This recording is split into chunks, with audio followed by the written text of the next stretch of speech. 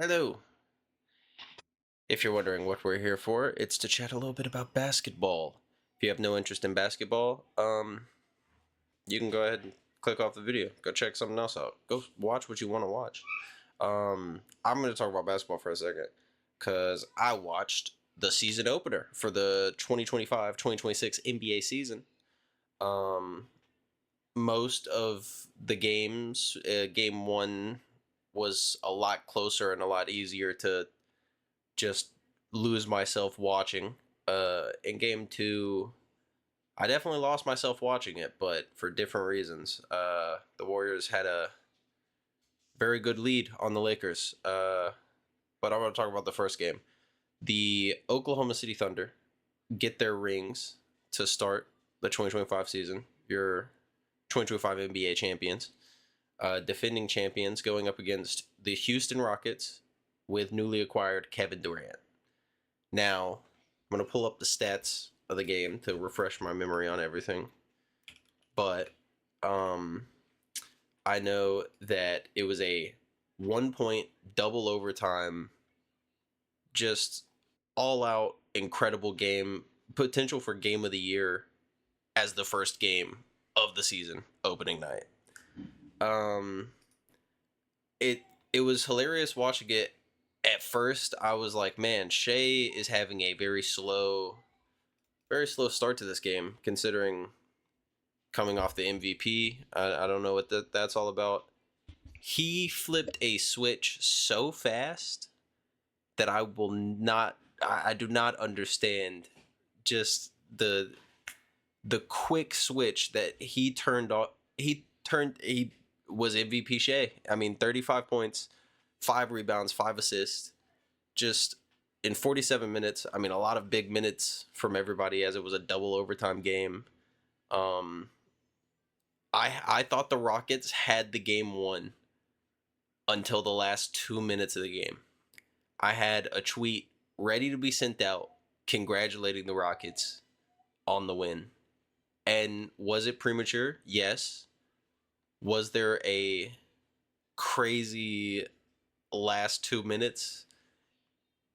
I mean, it was quite the back and forth right at the end, thanks to the heroics by Shea and Chet Holmgren, 28 points, 7 rebounds, 14 points from Wallace, who was fantastic defensively. I mean, the Thunder and the Rockets both performed just beautifully. Just an incredible start. I was so impressed with the Rockets the entire game. To be, you know, without Fred VanVleet and a lot of people I saw on Twitter, of course this is just Twitter, so it's, fake or whatever, but a lot of people I saw um talking bad about Reed Shepard and what he was doing defensively, and he was definitely like he was misplaced for how many did he play? 28 minutes. He felt he felt like he was getting a lot more minutes. I mean, it was the first game of the season for him. So, and to have 9 points, like stat sheet wise, not the worst game, but um, just a lot of hate around his defense and how. I mean, he isn't. He's a second year player, right? Or is this second year? He averaged 12 minutes a game in 52 games last season. So 9 points, nearly a 5 point increase. So if that keeps up, the 27% from the field, not ideal. 28% from three, you'd hope that sorts itself back at least up to his averages last year. But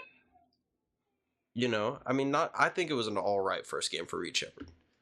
Uh, I didn't see as many problems as I was seeing Twitter was talking about. To be honest, like I was pretty happy with what I saw from the Rockets for pretty much as a whole. Like I didn't catch the entirety of the first half, I want to say, but from the moment I tuned in, either in the second or third quarter. It was Rockets keeping the Thunder on the back foot pretty much, I want to say, all the way until the fourth quarter when, well, they popped something up in the middle of the game, uh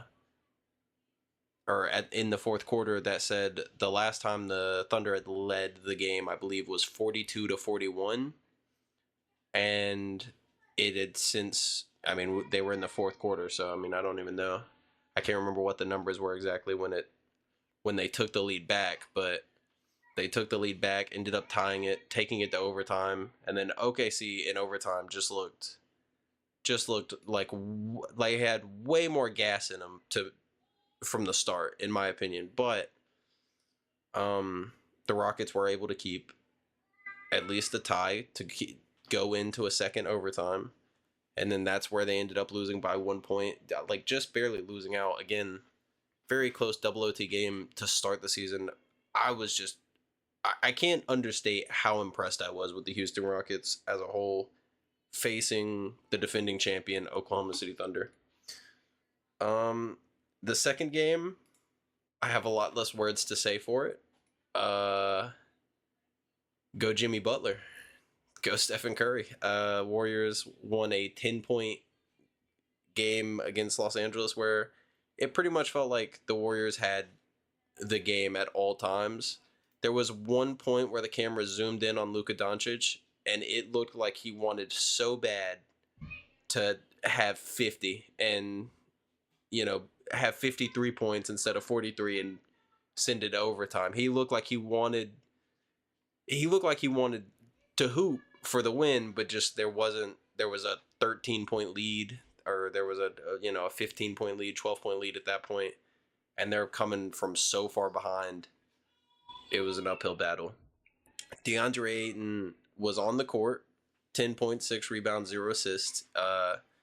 He definitely is going to need, I would say, at least maybe 2 months of in practice gym. Maybe not even 2 months, maybe a month of in the practice gym with Luca, actually just training together. Because I mean, right now it feels like it's a normal pick and roll for Austin Reeves or Luca, and it's all Luka Doncic on if he can get, a wide open shot, or if the defense can somehow manage to double team Luka while also containing Ayton, which happens fairly often. It's incredible how um softly, that's the best word I could think of for it, unfortunately.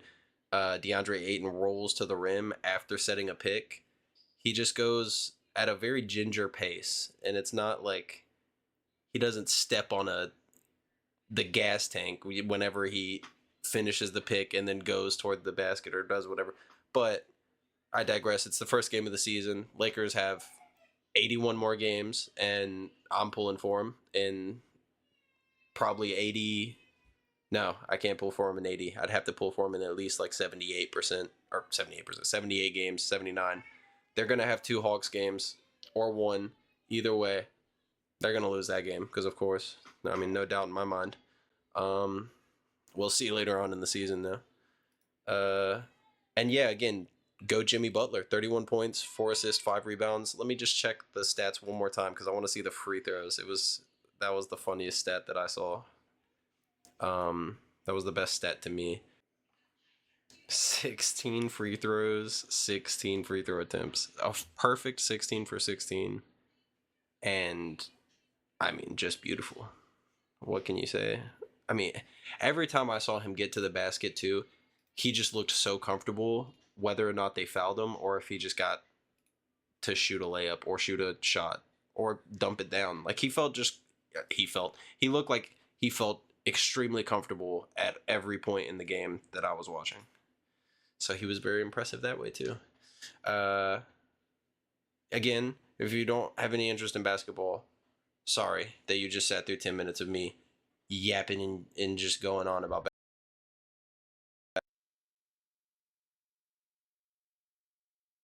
Last thing I forgot to say, go Hawks. Let's have a great season. 82-0 is what I'm looking forward to. Let's go, Atlanta. Rise up.